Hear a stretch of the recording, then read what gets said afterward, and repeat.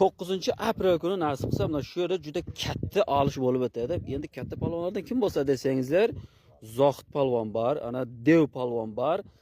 Va bundan tashqari yana palvonlar bor, to'g'risi nomlari esimdan chiqibdi. Endi davrani aparuvchi inson esa Eshoni Hamza. Buni olish muxlislar juda yaxshi biladi. Demak, bular kelyapti, bu yerda juda katta ahamiyatga ega bo'lgan olish bo'lib o'tadi. 9-aprel kuni 7 soat 9 da mana shu stadion polni tayyorgarlik qiladi. Nasib olishsa bo'ladigan ahvolga keladi. 9 kuni kelsangizlar, aslida bu olish mana shu yangi turmushda sentrida bo'lish kerak edi. Lekin palvonlar ko'payib ketganligi uchun, odamlar siymay qolish ehtimoli bo'lganligi uchun mana shu yerga izminiyana bo'ldi. Bu yerda bag'ri keng. Qancha bo'lsa odam ketadi. Endi olishni kim beryapti o'zi desangizlar, mana shu yangi turmushda sentrida bahayna beryapti. Mana shu yerda katta olish berayin deb necha yildan beri niyat qilyapti. Bu yil xudo xolasa niyat amalga oshadi. Mana shu videorolikni tarqatib qo'yingizlar, shu olishni muxlis